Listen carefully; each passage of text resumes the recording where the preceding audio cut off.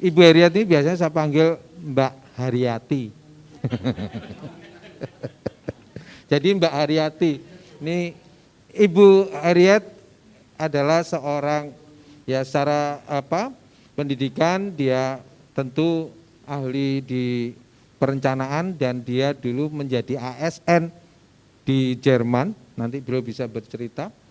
Dan Ibu Haryat ini dulu juga pernah bekerja di Indonesia, kerjasama pemerintah Indonesia dengan Jerman lewat GTZ yang programnya itu melingkupi Subo, Suko, Wono, Srota.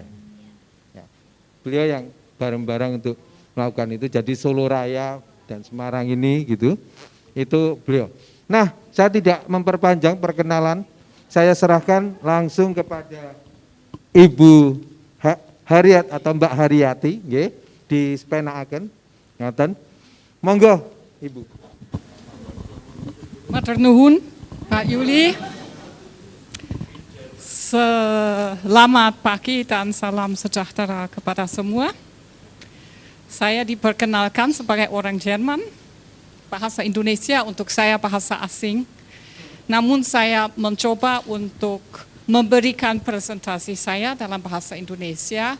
Awalnya kalau ada kesalahan kata atau bahasa saya mohon maaf karena saya tidak selalu lancar dan Pak Yuli sering harus membantu saya. Ya betul, saya seorang pegawai negeri, saya sudah pensiun sekarang. Saya pernah bekerja di beberapa kota di Jerman dan juga di Indonesia dalam rangka kerjasama Jerman dan Indonesia di dalam proyek Regional Economic Development, dan di Jerman itu juga saya lama bekerja dalam pengembangan perekonomian daerah lokal, dan juga yang 4 tahun yang terakhir sebelum saya pensiun, saya pernah bekerja dalam salah satu proyek yang nama Nordwärts. Ini artinya ke arah utara, nanti saya jelaskan. Ini proyek yang khusus, yang ada banyak testing, pencobaan untuk menciptakan birokrasi yang baru, terutama dalam rangka kerjasama dengan masyarakat, dengan yang berbasis proyek ini yang berbasis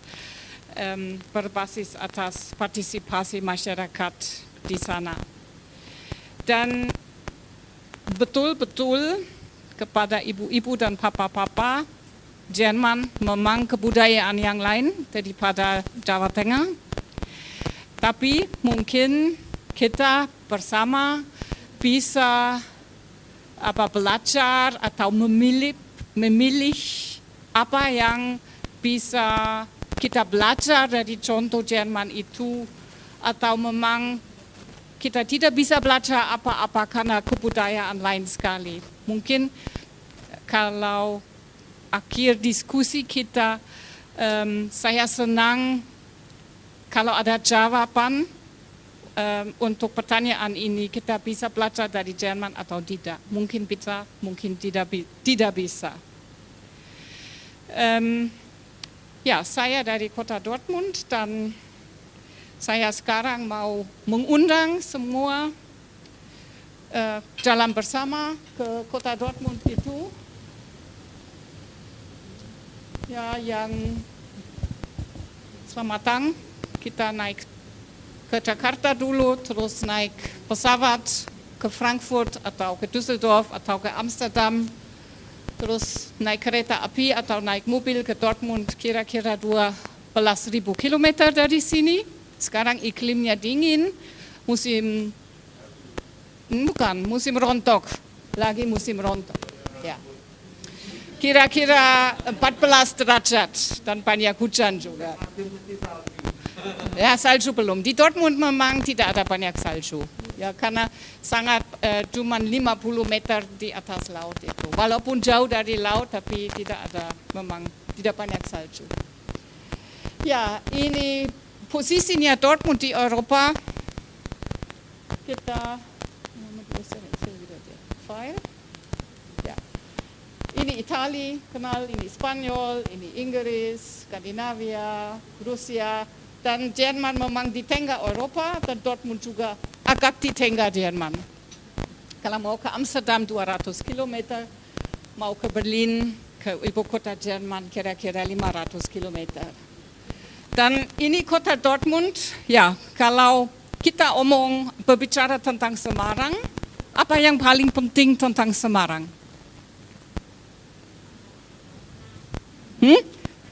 Panas, apalagi yang terkenal tentang Semarang, apalagi?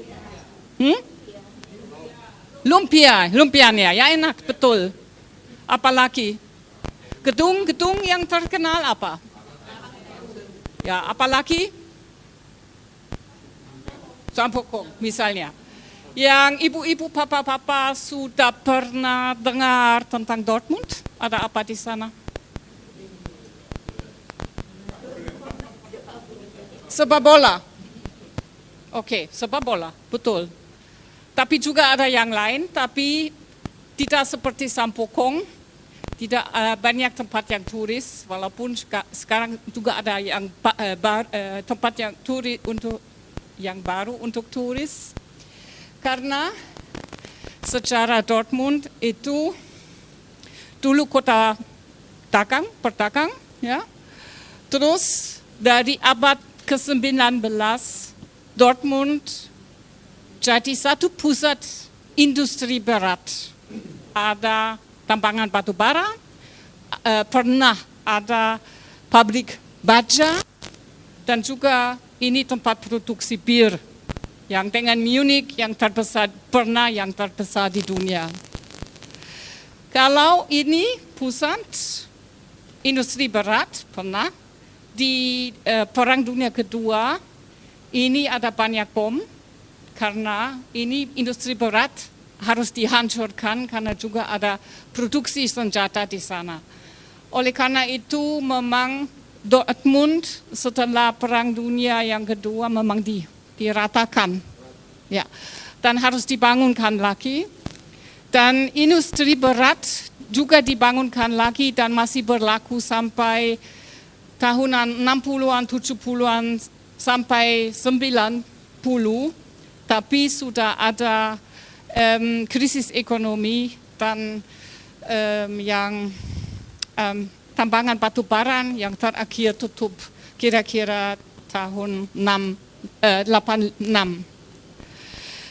Tapi ada industri yang baru, juga ada university yang baru, dan ini memang sektor ekonomi yang di sana paling ada berupaan. Sekarang ada computer science, computer industry, ada logistik, dan juga ada banyak insuransi yang di Dortmund. Nah, sekarang populasi, jumlah penduduk kira-kira 600, sedikit lebih, dan dari kosong setelah tahun 60 sekarang ada lebih daripada 50.000 mahasiswa di Dortmund, artinya juga kehidupan di sana dari industri berat kepada kota yang pengetahuan juga sangat berubah. Yang masalahnya yang sampai sekarang itu jumlah pengangguran masih cukup tinggi, dan tahun kemarin, 2 tahun yang lalu sudah bisa di bawah 10%. Yang ini memang tujuan dari kami, tapi sejak ada corona, seperti di mana-mana naik lagi sekarang lebih daripada 12% lagi. Ini ada beberapa foto dari industri berat itu. Ini dari tambangan batu bara, ini bir, ini juga bir. Ini tambangan batu bara, ini baja. Dan ini masih ada misalnya yang menara itu, tapi ini sekarang sebagai monumen industri yang lama yang kita bisa kunjungi tapi tidak ada fungsi lagi. Sekarang jadi tempat turis.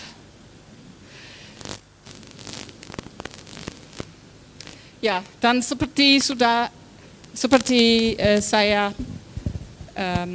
cerita, ini dari tahunan 60-an, ini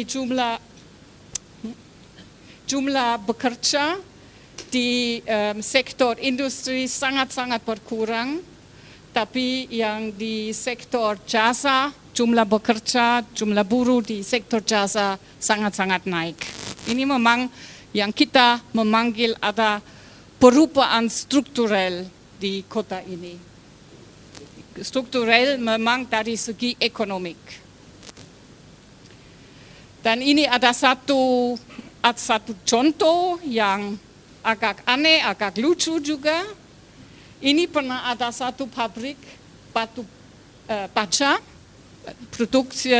steel production di Dortmund itu. Dan tutup kira-kira 1996, dibongkar, tiap-tiap skru, tiap-tiap alat dibungkus, dipindahkan ke China, didirikan lagi di China, dan ini memang pabrik baja ini masih memproduksi baja di China lagi, masih sampai hari ini. Dan sekarang di tempat ini memang tempat yang sama, ada danau, dengan kami bikin danau, dengan pemukiman, dengan kantor untuk sektor jasa, dan ini orang Dortmund memang menikmati jalan-jalan di sana, pakai roller skater, piknik, dan lain-lainnya. Ini juga satu efek dari perubahan struktural itu. Kalau ada pertanyaan, saya minta Bapak dan Ibu langsung boleh bertanya. Kalau ada yang kurang jelas dengan bahasa atau informasi, monggo langsung tanya.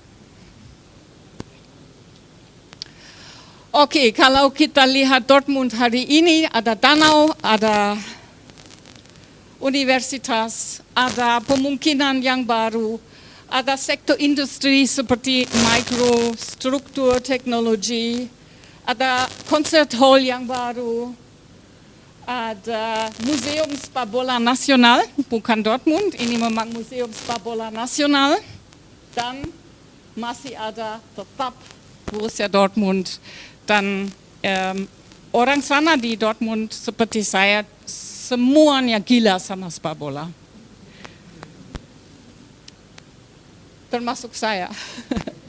Oke, kita sebagai ANS, ya, sebagai pegawai negeri atau bekas pegawai negeri, mungkin pertama setelah belajar sedikit tentang kota Dortmund, kita belajar tentang struktur pemerintah di sana, sehingga kita bisa membandingkan bagaimana jalan keputusan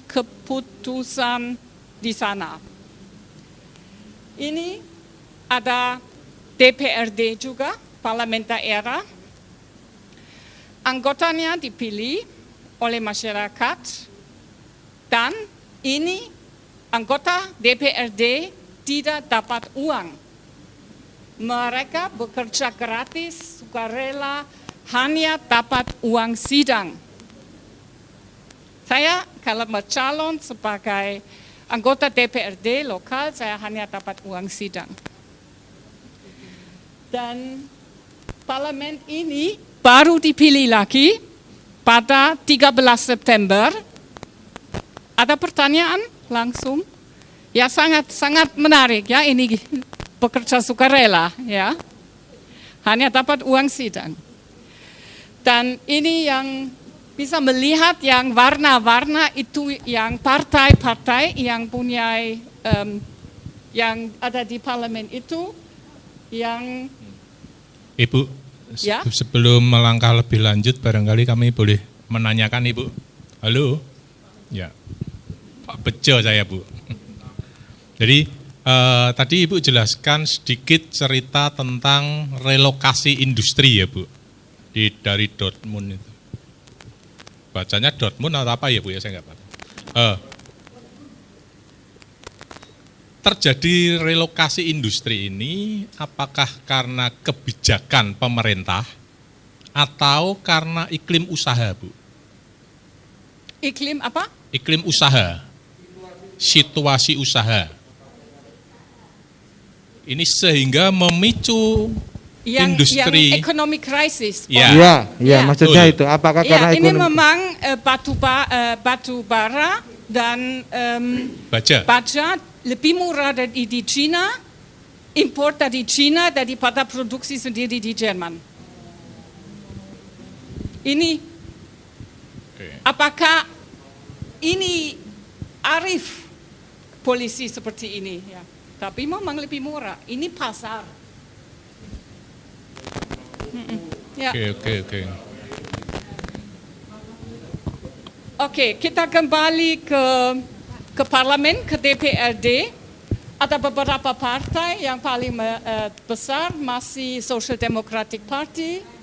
Yang nomor 2 sekarang Partai Hijau, nomor 3 Partai Konservatif. Dan ada banyak partai yang kecil. Sosial yang juga Demokrat. Yang merah itu Sosial Demokrat, ya? Sosial Demokrat. Sosial Demokrat. Ya. Oke. Dan yang penting dalam cerita saya itu wali kota. Karena nanti saya memberikan informasi tentang proyek saya yang dulu, dan dia memang papa proyek itu, wali kota sendiri. Wali kota dipilih oleh masyarakat juga, dan dia baik ketua parlemen, DPRD, dia baik ketua DPRD, dan dia maupun dia sebagai pemimpin administrasi. Terus dia punya 2 fungsi. Dulu memang ada 2, ada pemimpin DPRD dan pemimpin administrasi, ada 2 orang, tapi jadi 1 dan dia dibayar. Dia dibayar. Dan yang berambut kuning namanya Uli, dia memang Ulrich Sirau, dia memang sebagai wali kota di Dortmund selama 8 tahun, baru diganti oleh orang ini, Thomas Westphal, yang baru dipilih 1,5 minggu yang lalu. Dan dia tidak bercalon lagi. Partainya sama, Sosial Demokrat, tapi dia tidak bercalon lagi. Tapi komitmen dia terhadap kota ini sangat-sangat tinggi, dan saya sangat sedih dia tidak lagi wali kota. Tapi dia mundur sendiri, tidak mau lagi, sudah capek, agak capek. Dan dia selalu dekat dengan masyarakat dan pasti juga dengan fan Borussia Dortmund itu. Dia sangat dekat dengan masyarakat. Saya tidak percaya dia bisa begini, tapi masih ada harapan. Ya, tidak harapan, tidak. Ya. Oke, kalau ini tidak harus baca, ini memang struktur birokrasi di kota saya. Ini juga ada asisten. Ya, asisten pertama wali kota sendiri, terus ada beberapa asisten ya dengan berencana kota, lingkungan hidup, sosial, kebudayaan, bendahara, dan lain-lainnya. Dan kantor saya yang dulu di bawah di sini, langsung di bawah wali kota. Dan saya punya pemimpin proyek saya, seorang ibu, dan di atas hanya wali kota. Kami langsung seperti staf khusus wali kota dalam proyek ini.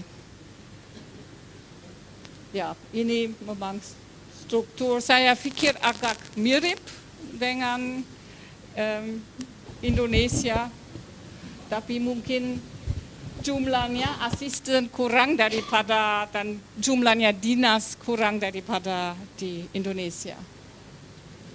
Oke, bagaimana proses mengambil keputusan? Saya coba untuk menjelaskan. Ini di bawah ada administrasi, administrasi bikin usulan dewan, terus yang dewan yang pertama yang memutuskan tentang usulan itu, ini memang wali kota sama asisten. Ya, ini dinamakan dewan eksekutif di dalam birokrasi. Terus yang nomor 2, ini yang harus memutuskan, ini komisi yang terlibat dari DPRD itu, dan juga ada DPRD di kecamatan dengan lurah, ada lurah di tiap-tiap kecamatan, dan ini semua kerja gratis semua. Juga kerja gratis, tidak dapat uang kecuali uang sidang. Akhirnya yang memutuskan DPRD, dan saya masih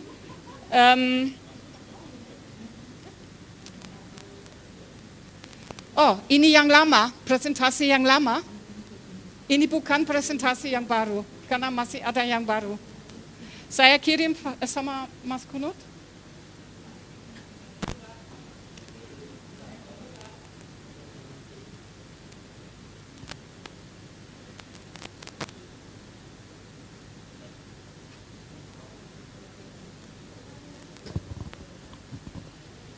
Karena ini proses ambil keputusan sangat penting, karena di proyek saya yang saya akan menjelaskan,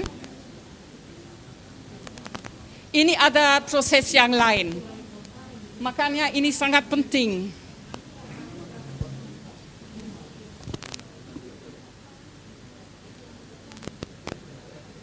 Nggak bisa dalam ini keputusan yang saya kirim yang lama, yang email terbaru, yang lama lagi. Ya, ada data hari ini atau kemarin. Tapi ini memang lain, memang lain. Ya, kalau tidak ada yang lain, yang dari hari Minggu, memang lain daripada yang dulu. Tapi ya. Oke, itu aja dulu. Kalau ya. tidak bisa ya nggak apa-apa. Oke, nggak apa-apa. Saya masih ingat. Mungkin ini nanti aja ya. Nanti aja. Maaf. Oke, kita kembali. Ini memang proses pengambilan keputusan. Ini kita menghafal dulu, nanti ada proses yang lain yang saya akan jelaskan. Itu proses yang biasa. Oke, sekarang saya sudah cerita, ini di dalam kota Dortmund itu ada perubahan struktural. Dari segi ekonomik, dari seluruh kehidupan di kota, memang kota Dortmund jadi kota yang lain. Tapi memang yang bisa beruntung dari perubahan struktural itu sebetulnya kalau ini peta kota Dortmund, yang memang bisa beruntung hanya selatannya dan pusatnya. Yang utara masih belum bisa begitu beruntung dari semua perubahan itu. Dan ini juga kalau lihat data-data, kami bisa lihat ini agak lama tapi tidak apa-apa. Memang kita bisa lihat kalau misalnya ada pengangguran yang di utara lebih tinggi dan ada satu kecamatan pengangguran masih lebih tinggi lagi. Apalagi yang situasi imigran. Kami punya banyak imigran di Dortmund, terutama dari Turki, dari Afrika, dari Maroko, dari Lebanon, dan yang Dortmund rata-rata ada populasi orang luar negeri kira-kira 18%. Tapi di utara 25% dan di satu kecamatan memang lebih daripada 50%. Kalau saya jalan-jalan di sana kadang-kadang 10 menit tidak ketemu seorang Jerman pun. Dan yang imigran biasanya situasi sosial, keuangan lebih jelek daripada orang Jerman. Dan imigrannya juga tinggal di utara kebanyakan. Dan ini begini, ada banyak data yang tunjukkan bahwa situasi di utara Dortmund lebih jelek daripada di selatan. Walaupun ada banyak potensi di utara itu yang sebelum proyek kami mulai belum dipasarkan, dipamerkan. Misalnya ada banyak daerah hijau, ada hutan, ada memang untuk rekreasi ada banyak daerah yang enak. Dan juga dari industri yang berat itu ada banyak gedung yang sekarang memang dari arsitekturnya sangat menarik dan juga sekarang jadi object of attention. Ya, orangnya memang pergi ke sana naik sepeda, jalan kaki, orang Jerman senang jalan kaki, senang naik sepeda, naik roller skates dan lain-lainnya. Oke, sekarang saya mau memperkenalkan proyek Nordwärts. Ini Nordwärts berarti ke utara, ke arah utara. Bahasa Inggris northwards. Ya, hampir sama bahasa Jerman. Dan yang proyek yang di utara Dortmund itu terdiri dari kira-kira 46% dari area dan 42% dari penduduk dan 7 dari 12 kecamatan. Ya, yang tiap-tiap kecamatan punya DPRD kecil sendiri, punya lurah yang semuanya kerja sukarela. Dan filosofi proyek ini memang saya tadi lihat ini ibu-ibu dan papa-papa banyak waktu ada ringkasan dari kelompok yang saya lihat yang sangat penting ini regulasi. Penyesuaian regulasi misalnya nasional, provinsi, lokal, dan ini juga ada masalah di Jerman juga. Tapi selain itu memang ada kemungkinan untuk proses yang non-formal, yang informal, yang cocok dengan regulasi, tidak illegal, tapi ya ada proses yang juga bisa, yang agak bebas. Dan di Nordwärts itu sedikit bebas. Yang dipanggil di sana proses informal. Tidak anti-legal, tapi informal. Apa sebetulnya tujuan proyek ini? Yang saya orang planologi. Dan waktu saya belajar di universitas dan kerja di tempat yang lain, saya belajar, kita bikin plan. Terus ada langkah-langkah macam-macam yang harus dilaksanakan. Ada tujuan, ada plan, ada langkah-langkah. Kalau di Nordwärts ada tujuan. Tujuan ini memang menekankan kekuatan yang utara itu, mencari dan menekankan, memamerkan kekuatan dari utara, dan mencari yang we call it hidden treasures. Bagaimana bisa diterjemahkan? Ya, yang disembunyikan, aset-aset yang masih sembunyi. Ya.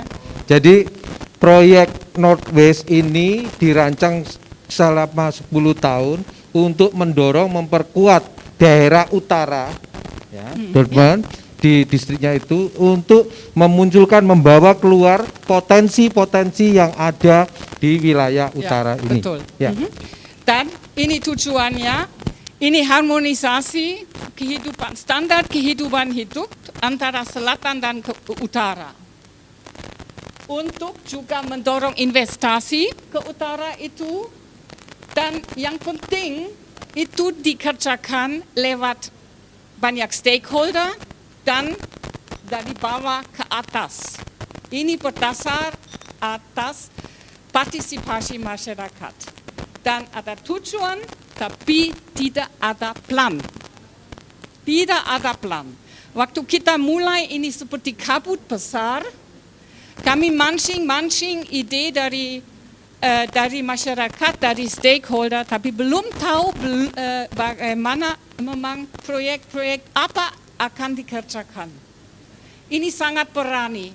Dan saya pikir juga wali kota kami, yang lama memang juga sangat berani, karena juga bisa gagal. Ya, no master plan. Tapi berdasar atas partisipasi masyarakat dan yang keterlibatan masyarakat daerah itu memang kontribusi yang sangat besar terhadap demokrasi yang lokal. Untuk kami memang itu satu unsur yang paling penting demokrasi kami. Atau proses yang demokrasi tidak ada saja, demokrasi selalu harus dikerjakan lagi. Ya. Oke. Dan strukturnya dari Nordwärts itu, memang yang paling bawah itu stakeholder yang masing-masing dari lembaga, dari NGO yang disebutkan tadi, kelompok masyarakat apapun, tapi juga lobby institutions. Ini yang paling bawah, terus di tengah ada administrasi, birokrasi. Yang di tengah itu coordination unit, itu memang kantor saya yang dulu, yang menangani proyek itu, yang kerjasama dengan semua dinas, terutama juga dengan kepala dinas, tapi juga ada komite, ada working group dengan anggota dari dinas-dinas. Di atas itu ada salah satu Dewan Penasehat. Dewan Penasehat itu ditentukan oleh wali kota dan kami sendiri dari coordination unit. Dan ini tidak terdiri dari 10 orang atau 15 orang, tapi sekarang dari 90 orang. Saya setelah pensiun juga jadi anggota Dewan Penasehat itu. Dan tidak, paling tidak. Tidak dibayar. Hah? Tidak ada apapun. Uang meja tidak ada apapun.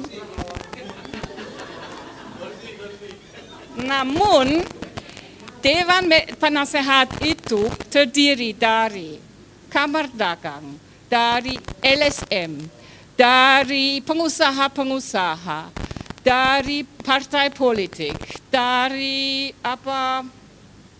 apapun klub dan yayasan yang mewakili olahraga, kebudayaan, ya, yang pemimpin teater atau konser hall, semuanya stakeholder yang penting jadi anggota Dewan Nasihat itu. Dan mereka belajar, kalau ketemu dalam proses pengembangan Nordwärts, mereka bisa saling ada tukar-menukar, dan sudah ada banyak anggota Dewan Penasehat itu yang sangat beruntung dari kerjasama di Dewan itu untuk pekerjaannya masing-masing. Ya, walaupun tidak dibayar, tapi mungkin dua pengusaha baru ketemu, ini bisa kerjasama, dua-duanya beruntung. Ya, ini jadi benefit yang disebut ya. Tidak ada bayaran sama sekali, ya, tapi ketemunya orang dunia usaha atau kamar dagang dengan masyarakat sipil misalkan, itu bisa membuat satu program bersama yang ujung-ujungnya juga benefit untuk mereka. Ya, langsung. Terus di atas ini untuk decision making proses. Ini semuanya penting. Ini ada Dewan Nasihat, terus ada Wali Kota dan asistennya, terus di atas ada DPRD. Ini rumah struktur Nordwest. Dan yang pertama, kita mau memancing ide. Kami mau memancing proyek kecil atau besar dari masyarakat, dari stakeholder, dari Dewan Penasehat, dari manapun. Kami bikin bagaimana? Lewat beberapa format untuk menterlibatkan baik stakeholder maupun masyarakat sendiri. Dan ini ada beberapa contoh tentang format itu. Yang pertama, ini partisipasi stakeholder. Ini mereka ini misalnya pegawai negeri dan ini juga pegawai negeri. Dia punya restoran dan dia bikin tour. Ya, ini macam-macam orang, tapi semuanya ada komitmen besar terhadap kota dan daerahnya. Mereka bikin workshop untuk mengembangkan ide tentang satu bagian, satu daerah sebagai stakeholder. Ini juga stakeholder dan masyarakat dari satu daerah yang kecil yang memancing macam-macam ide, mengembangkan ide tentang kampungnya. Ini sudah lebih sophisticated.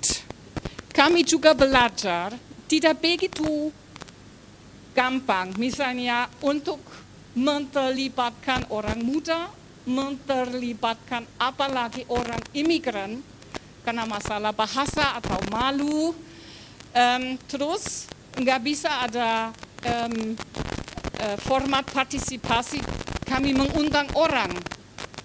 Kami juga harus pergi ke taman-taman, kemanapun, ke kampung, terus mancing ide di sana supaya semua orang yang kebetulan lewat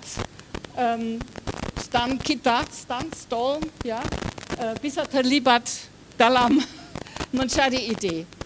Ini satu ide mau menciptakan ruang multifungsional di kampung ini, dan ruang multifungsional ya harus punya berapa fungsi yang mana, mau bioskop, mau kafe, mau bengkel, mau apa. Terus kami taruh itu yang gelas-gelas itu, dan ada banyak bola tenis meja yang bisa diambil. Terus kalau saya mau kafe, saya masukkan bola tenis meja di gelas untuk kafe ini. Kafe. Kalau saya mau bioskop, saya masukkan di sini.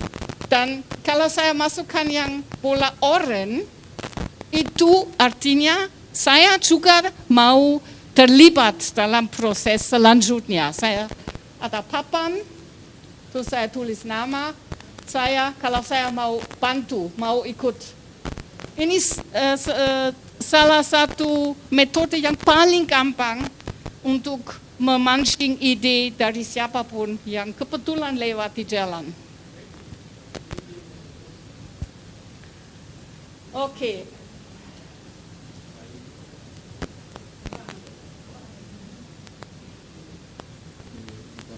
Kamu mau?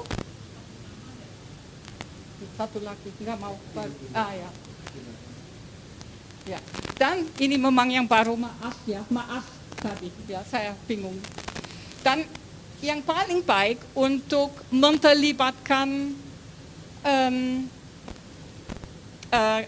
masyarakat yang di lokasi itu saling terkenal di Jawa. Itu semacam gotong royong. Kami melaksanakan kegiatan bersama. Misalnya ini ada satu taman dengan tempat bunga yang sudah sangat jelek-jelek, dan ini teman-teman sama anak dari TK sama orang sana memang mencat tempatnya dan nanam tanaman yang baru. Dan sambil proses itu, omong-omong apa yang masih bisa diperbaiki di kampung ini, apa yang jelek. Terus ini sudah lewat kegiatan ini bisa mendirikan satu kebersamaan untuk proses yang perbaikan kampung itu.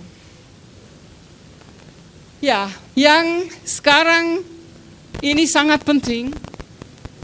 Waktu kami mulai pada tahun 2015 belum ada corona. Sekarang sudah kami mengembangkan banyak sekali metode untuk menerlibatkan masyarakat, tapi di tempat bersama, ada rapat seperti ini, ada kegiatan bersama, bisa omong, bisa ketemu. Tapi di corona di Jerman juga banyak kegiatan berkurang, nggak boleh. Dan ini masih ada banyak yang kami tidak boleh.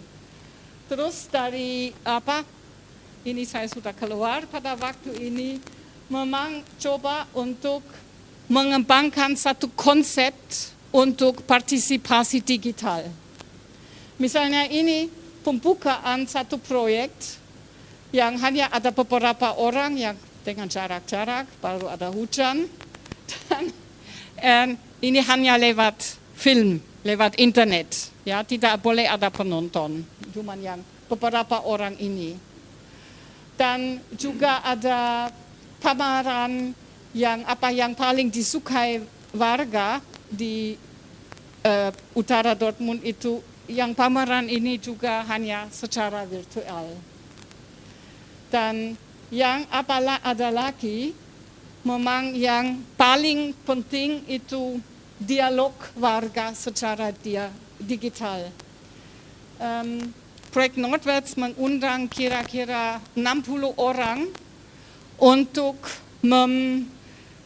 melaksanakan dialog digital. Hanya 40 orang yang ikut, mereka agak sedih. Tapi ada diskusi tentang apa yang harus dikerjakan di kampung masing-masing di fase corona itu. Dan ini sangat produktif juga. Tapi kalau masa depan ini sudah jelas, walaupun yang metode digital sangat penting, lebih penting dekat orang lain yang dan bisa omong. Dan sekarang teman-teman di Projekt Nordwärts coba untuk mengembangkan apa yang dipanggil format partisipasi yang hibrid. Ini satu campuran antara format digital dan analog. Ya, ini sekarang tugas yang sangat besar di fase corona itu. Oke, kalau saya mau kembali ke proses keputusan. Kami ada kegiatan partisipasi, kumpul banyak ide. Terus kami bikin apa? Bikin daftar. Semua ide ditulis, didokumentasi, dan semua ide masuk internet. Ya, bisa sangat transparan.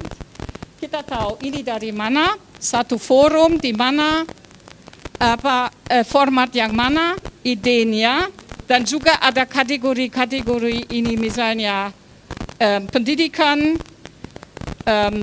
tenaga kerja, dan lain-lainnya, pendidikan. Ya. Ini dari satu format partisipasi yang paling awal, tapi semua ide dikumpulkan. Terus kita bikin clustering ide-ide itu. Ya, misalnya ini clustering ide dalam bidang ekonomi. Nah, ada beberapa tema yang ini bahasa Jerman, cuma metode yang penting, ada clustering. Akhirnya beberapa ide, karena ada promotor, karena ada orang yang sangat aktif, jadi proyek. Jadi ide untuk proyek. Ya, ini kaput-kaput, baru pelan-pelan proyek kecil yang muncul. Dan ini kami juga bikin standarisasi.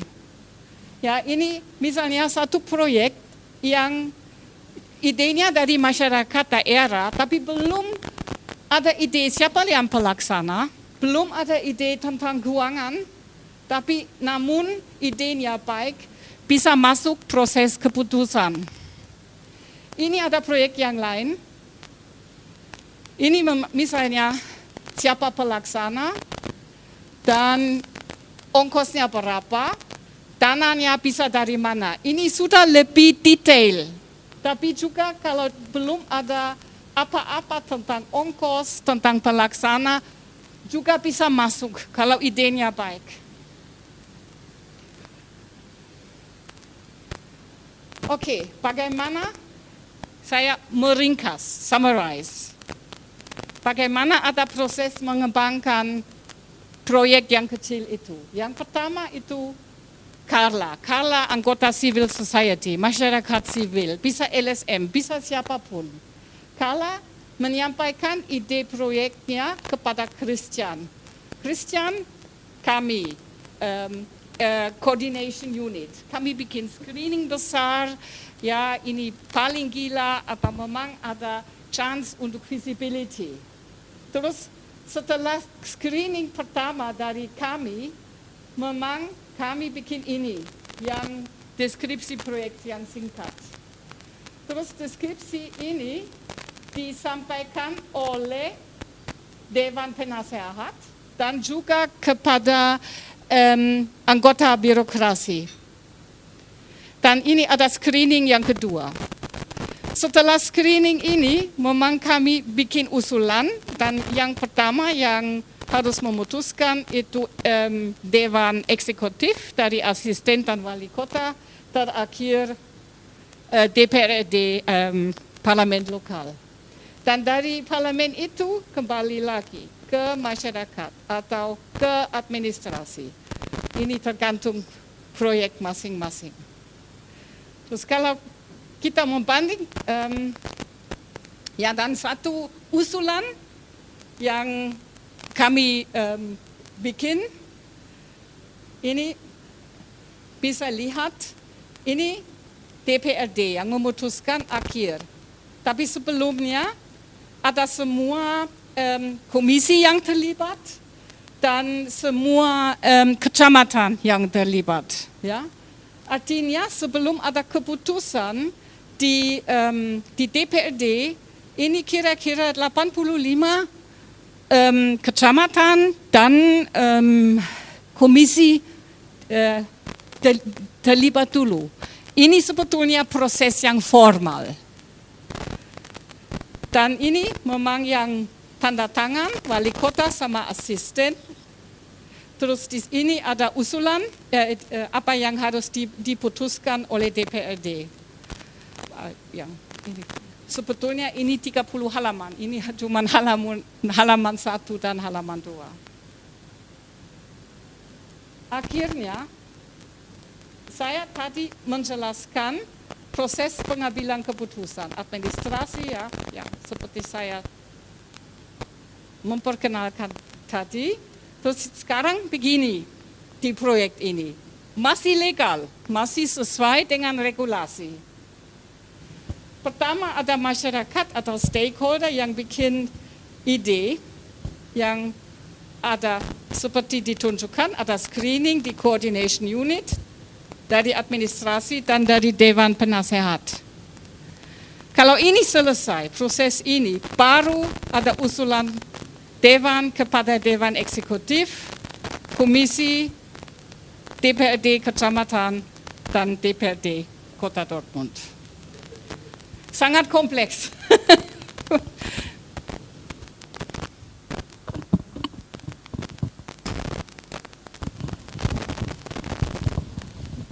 Semua proses itu kan membutuhkan biaya.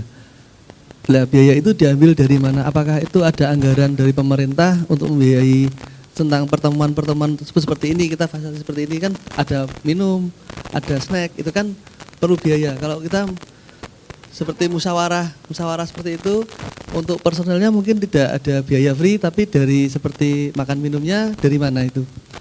Waktu kami mulai tahun 15, belum ada anggaran sama sekali, hanya ada coordination unit dengan staff.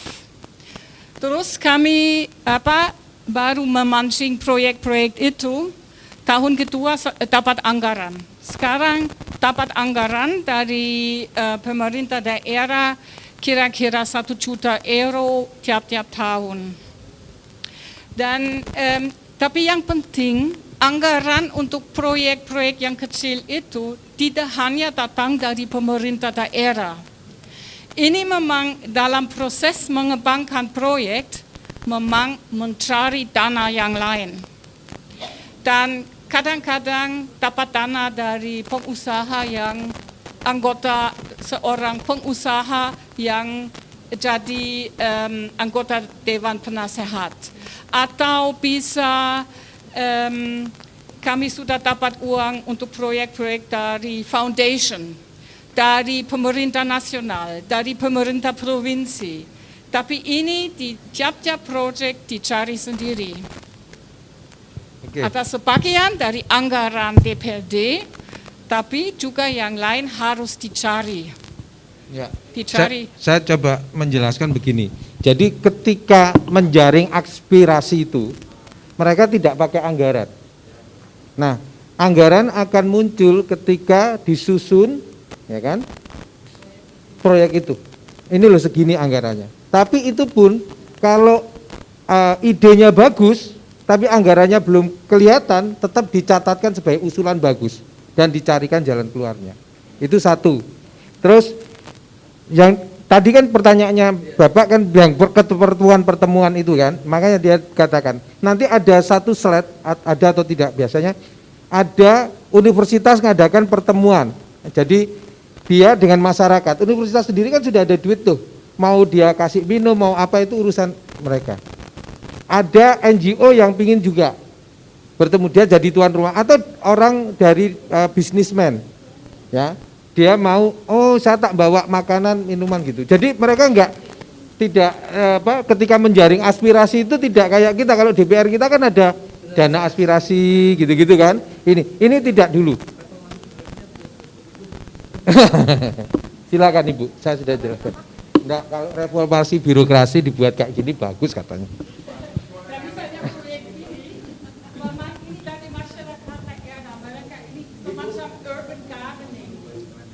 Semacam urban gardening project, dan yang masyarakat yang di situ memang sudah mencari uangnya sendiri. Ya, ini sudah cukup lengkap. Ini belum, ini proyeknya yang akhirnya memang dibiayai oleh pemerintah daerah. Ya, oke. Ini sekarang proses pengambilan yang masih legal. Tidak ada yang di luar regulasi. Iya, ya. Saya mau menjelaskan ya, ini perbedaannya sebelumnya, Ibu bisa tampilkan sebelumnya. Ya, ini maksudnya Mbak Haryati, biasanya ini begini, ini legal, formal. Nah, dengan proyek Northwest, itu tadi, dia memasukkan satu lagi Bu, maju satu slide lagi. Ya, memasukkan ini tetap legal sebenarnya. Jadi inilah yang dia salah satu inovasi yang dilakukan dalam perencanaan, maksudnya. Oke. Dulu cuma di sini aja, ya, tapi ini ada ini, hanya ini. Ya. Oke. Administrasi langsung, dan ini ya. Ini juga bagian administrasi, tapi bagian coordination unit, saya selalu merasa sebagai moderator proses ini, ya, saya sebagai moderator. Dan mungkin ini juga peran birokrasi yang baru yang kami mengalami di Jerman itu. Ini pemerintah kota semakin harus sebagai moderator dan koordinator. Ya, oke. Kita semua orang birokrat. Saya orang birokrat bekas, ibu papa seorang birokrat. Dan walaupun kebudayaan kita sangat berbeda, saya pikir ada banyak kebersamaan. Ini memang ada banyak birokrat, baik di sana maupun di sini, yang mungkin sangat konsentrasi terhadap memindahkan akte-akte dan mungkin mengeluh pekerjaannya berat dan terlalu banyak. Di sana ada, di sini ada.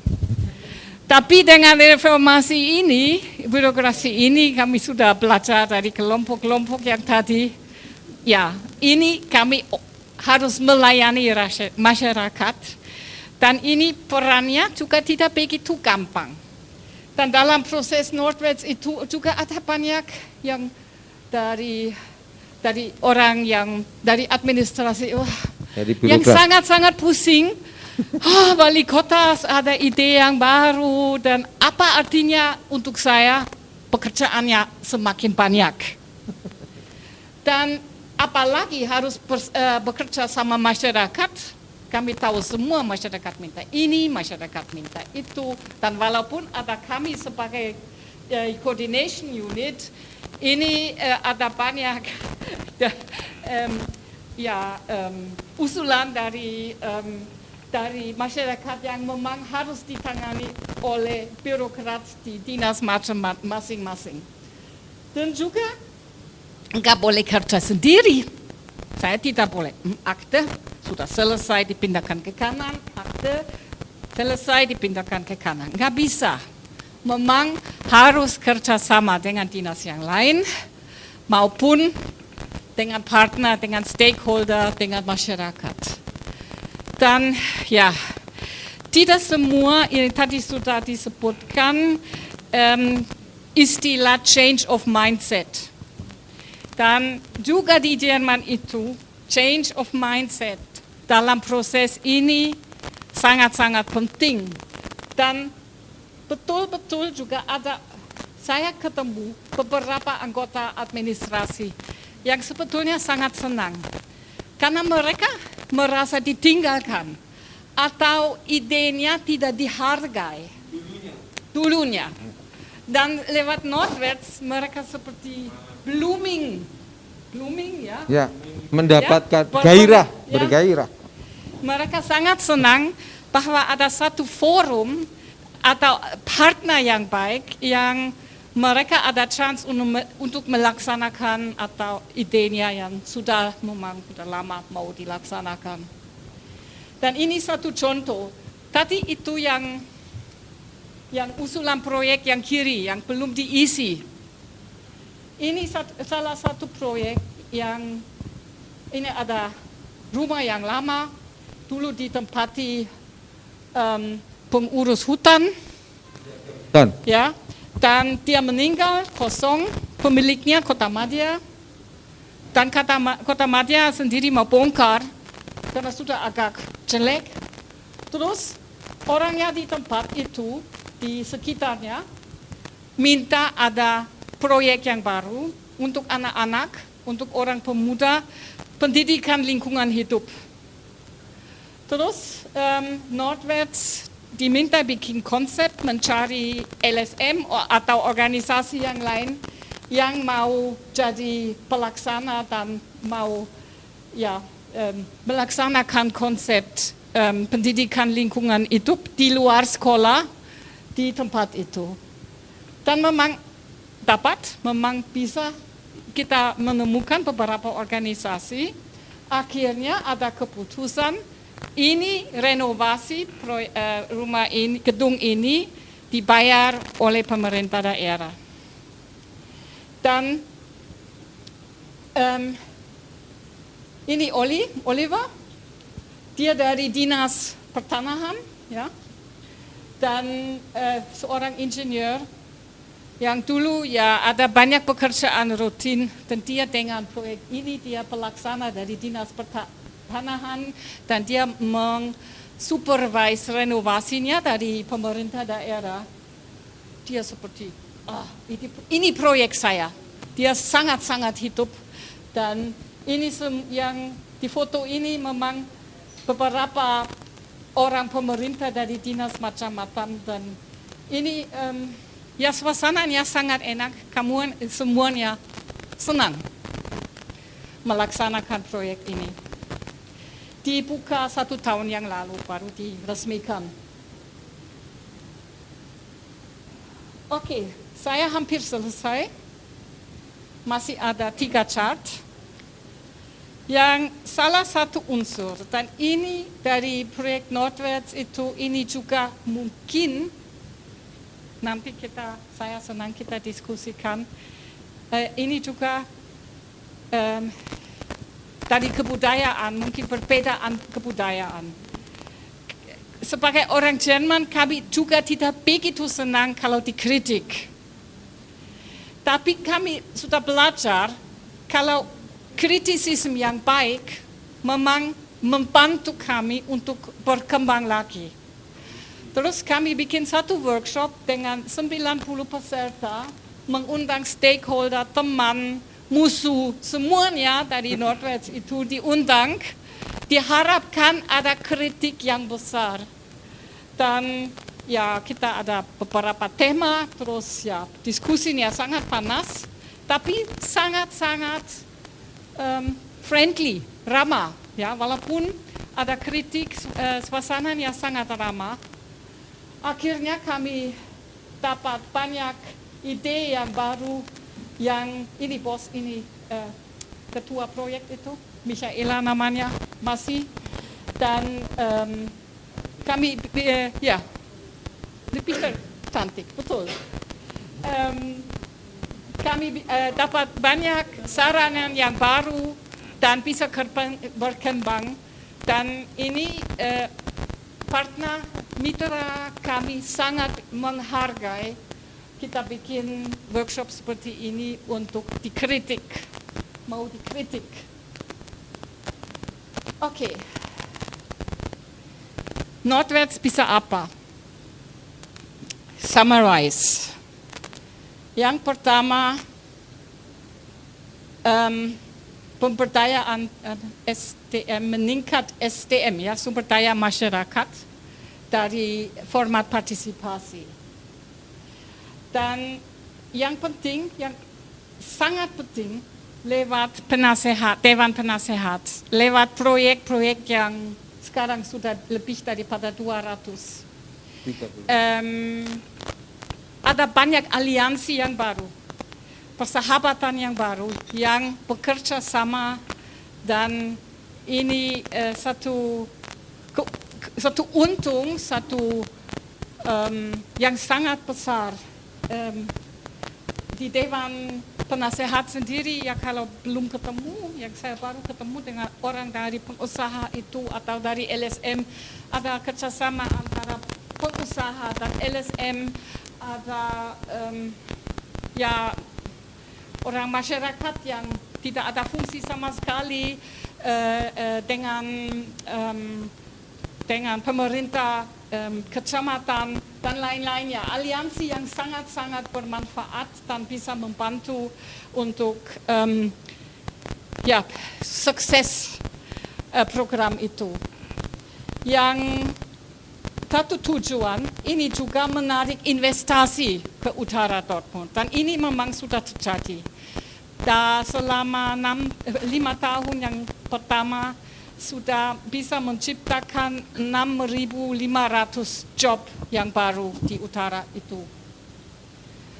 Akhirnya, yang aliansi yang baru, satu yang saya masih dapat kontrak yang kecil setelah saya pensiun, dan saya bikin proyek tentang kerjasama antara Kota Madia dan perguruan tinggi di Nordwärts itu. Dan ini sangat-sangat menarik. Dan akhirnya saya memutuskan untuk bikin disertasi tentang subjek aliansi yang baru itu. Jadi mau sekolah lagi? Mau sekolah lagi? Saya sekolah lagi, ya.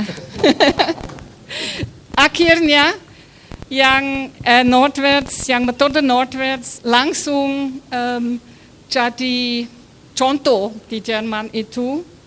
Dan kami sering diundang ke kota-kota atau proyek yang lain juga ke conference perguruan tinggi, academic conferences, dan sudah juga dapat beberapa harga. Penghargaan. Penghargaan dan yang selalu yang paling penting itu dapat 2017. Ya, oke. Ini harga Eropa. Penghargaan. Tentang good governance di seluruh Eropa, di daerah kota, kabupaten kota, di tingkat kabupaten kota. Dan ini ada 70 persaing dari seluruh Eropa. Kami menang.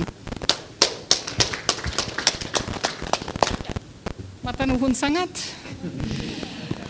Nggih. Kalau ada pertanyaan, monggo. Ya, Bapak Ibu, itu tadi sekelumit tentang bagaimana perencanaan dari yang formal, ya, dibuat membuka ruang partisipasi tadi, tidak menyalahi regulasi, tapi inovasinya yang kuat di situ. Itu tadi, ini bisa digunakan oleh teman-teman di Bapeda maupun teman-teman di perencanaan di instansinya masing-masing, ya, apalagi yang berkaitan dengan masyarakat. Itu tadi. Terus kedua, yang menarik adalah penetapan tujuan dari Northwest itu awalnya adalah ingin meningkatkan sisi utara kota yang tertinggal karena dengan tingkat pengangguran tinggi, imigran yang tinggi, dalam satu kecamatan ada 51% penduduknya adalah pendatang semua. Itu tadi dikatakan. Nah, tapi standar hidupnya selatan dan utara itu berbeda. Nah, Pak Wali Kota punya bagaimana ini meningkatkan? Itu tadi dibuatlah proyek Northwest. Proyek ini, kata Bu Harriet tadi, katakan tidak ada planning detail, tidak ada detail engineering desainnya. Dia terbuka formatnya, tapi ruang partisipasi yang dibuka dengan segala cara tadi. Tadi yang menarik adalah misalkan ada satu gedung yang ingin dibongkar, tapi ternyata masyarakat sekitarnya jangan dibongkar, kita gunakan. Terus ada tadi dibuat model partisipasinya pakai tabung dan bola tenis meja itu tadi. Ya, yang putih itu adalah dia mendukung di mana pilihan-pilihannya. Jadi orang nggak perlu nulis, datang kalau lewat masuk. Tapi yang kuning dia mendukung sekaligus ingin terlibat. Makanya ada Dewan Penasehat tadi ya Bu ya. Di situ mempertemukan para pihak. Nggak dibayar tapi manfaatnya bagi mereka semua. Yang tadi dicontohkan ada rumah penjaga hutan. Masyarakat sekitar nggak mau itu dibongkar. Kenapa nggak dibuat untuk kegiatan pendidikan luar sekolah untuk lingkungan hidup bagi anak-anak di situ? Terus pemerintah katakan, terus siapa yang akan mengelola? Biaya kita belum ada biaya itu bagus, tapi biaya nggak ada. Carilah LSM dan orang dunia usaha. Kalau sudah dibangun, kami yang akan melakukan dan merawat itu buat programnya. Jadilah program itu yang sangat menarik. Dan temannya Bu Harriet tadi, satu orang itu dinas pertanahan dan pemukiman maksudnya gitu. Kalau di sana mungkin kayak gitu. Itu orang ahli. Dia selama ini judek punya gagasan nggak bisa. Tapi begitu ada ini, dia dengan sangat antusias menjadi salah satu orang yang beraktif. Kira-kira gambarnya itu. Nah, silakan. Oke, saya masih mau mengingat pertanyaan saya tadi sebelum saya bikin presentasi tentang memang ada perbedaan kebudayaan. Apakah namun bisa saling belajar atau ada sesuatu yang memang menarik untuk ibu-ibu dan papa-papa di Jawa Tengah itu?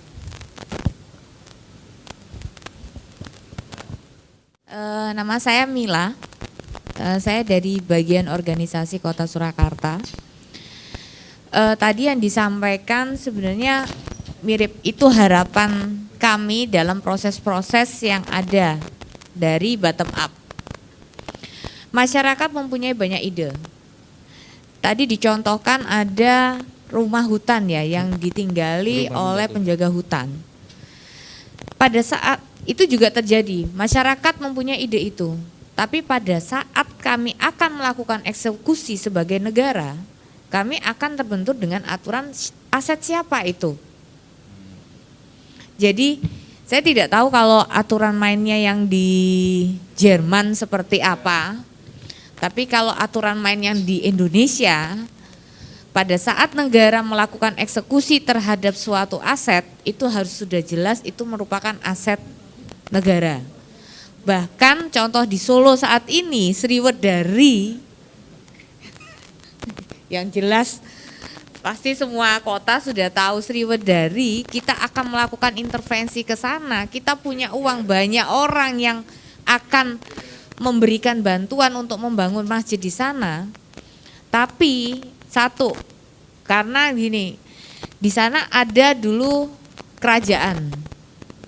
Ada sebuah kerajaan, nah merasa memiliki Sriwedari, masyarakat mengharapkan itu untuk yang lain, stakeholders seluruh kota. Pertanyaannya soal legalitasnya bagaimana ngurus itunya?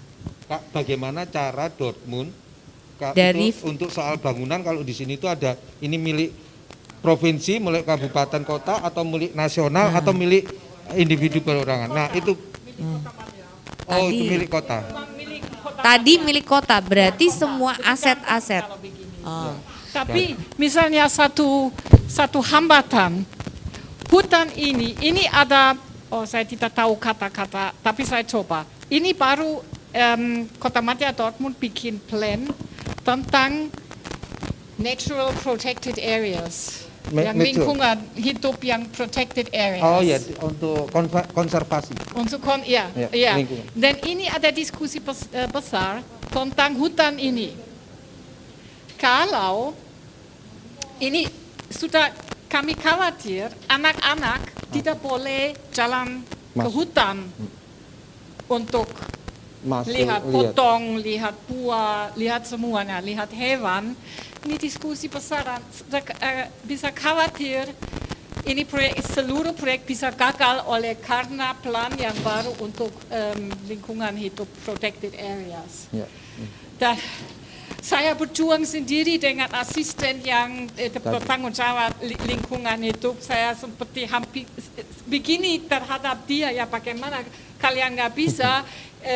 Kami bikin proyek yang baik itu untuk pendidikan anak-anak, dan anak-anak nggak bisa jalan ke hutan, ya bagaimana, untuk apa itu. Akhirnya ini daerahnya ini seperti pulau sendiri dan anak-anak bisa masuk hutan. Tapi ini seperti hambatan birokrasi yang sangat tipikal, dan ini juga ada banyak di Jerman. Tidak begitu gampang ini cuma berhasil akhirnya, tapi hambatan birokrasi juga sangat luas. Oke, jadi jelas ya, jadi mereka juga sama, karena itu hutan konservasi, hutan lindung, di sana itu ketat. Wong kita mau mancing tuh harus izin dan punya SIM untuk mancing, bayar. Serius, kalau jenengan mancing tahu terus ada didekati polisi, karena soal lingkungan, ya itu bisa ditangkap kalau nggak ada izin nggak apa. Nah apalagi yang ditetapkan, nasional juga menetapkan itu adalah hutan lindung. Nah nggak boleh dirambah, masuk nggak boleh, gitu. Nah ini sampai tadi dikatakan sampai apa ya? Nyembah-nyembah dia bilang. Nyembah-nyembah untuk mendapatkan itu, ya. Ngoten. Ada juga sama ya itu. Sekali lagi yang menarik dari daerah yang miskin ya, dengan perencanaan yang terbuka, itu akhirnya dunia usaha terlibat. Makanya ada 234 proyek investasi muncul dan pengangguran tereduksi 6.500 orang. Ini sesuatu banget gitu ya. Ya, ini tapi tentu sekali lagi ada hal-hal pokok budaya di birokrasi sama kata dia. Mengeluh ini tugas rutin aja sudah banyak, sekarang ditambahi ya, kata dia itu dikatakan begitu. Terus banyak usulan, banyak maunya masyarakat gitu-gitu. Nah, itu pusing. Tapi juga ada beberapa yang mulai, ideku akhirnya jalan, didukung rupanya. Begitu. Meskipun duitnya belum ada, tapi ketemulah para dunia usaha, akademisi maupun dengan NGO. Pemerintah hanya memformilkan dan melegasikan itu menjadi satu map bersama, satu perencanaan bersama. Itu yang dilakukan oleh. Ada lagi tanggapan? Terima kasih. Saya Malik Azhar dari RSUD Kelet Jepara. Saya ingin menanyakan sebenarnya untuk perencanaan di kita pun sudah melibatkan dari penjaringan aspirasi dari masyarakat. Itu terbukti dengan adanya Musrenbangdes sampai di tingkat kecamatan, kota, sampai provinsi, sampai nasional. Itu sudah melaksanakan penjaringan seperti itu. Ya tentunya perencanaan itu kan walaupun aspirasi ini dengan kita menjaring aspirasi tentunya banyak keinginan-keinginan dari masyarakat yang tentunya belum bisa kita aplikasikan secara keseluruhan. Mengingat adanya keterbatasan baik masalah politik, anggaran maupun SDA-nya. Itu tentunya yang harus dipilih skala prioritas. Yang saya tanyakan untuk yang di Dortmund bagaimana untuk pemilihan prioritas ini? Bagaimana? Ya ini pertanyaan yang sulit karena yang pertama saya menyebutkan kabut itu ya. Belum ada plan, tidak ada plan, ada kabut. Terus kami tahun yang pertama melihat ada banyak usulan proyek, misalnya dalam rangka ekologi, lingkungan hidup, rekreasi, banyak usulan. Karena dari masyarakat, ya, mereka minta ada park yang baru, atau apapun. Dan saya tadi tunjukkan bikin clustering, ya, ada ekonomi, ada ekologi, ada sosial, dan ada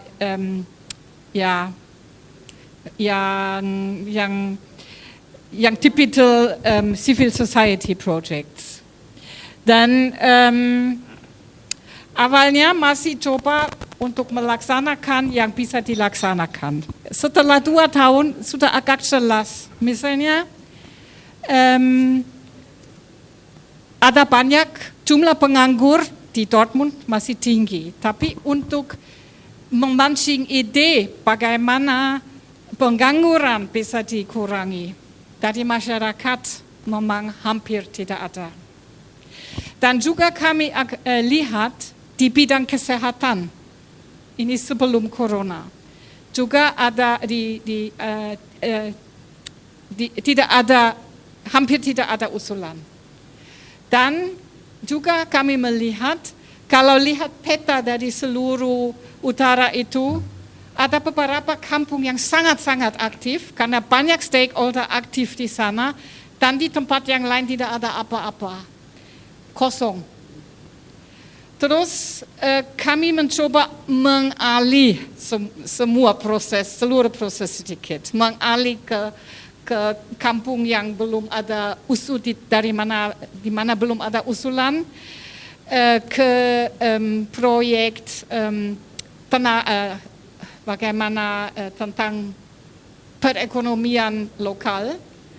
Dan ini memang ya ada banyak dari bawah, ini sedikit dari atas lagi, karena kami melihat misalnya kesehatan tidak ada usulan, dan ekonomi daerah ini juga untuk masyarakat sendiri.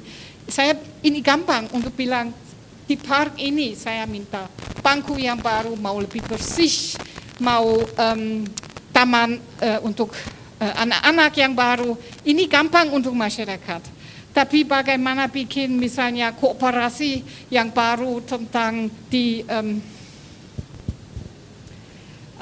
retail apa ini?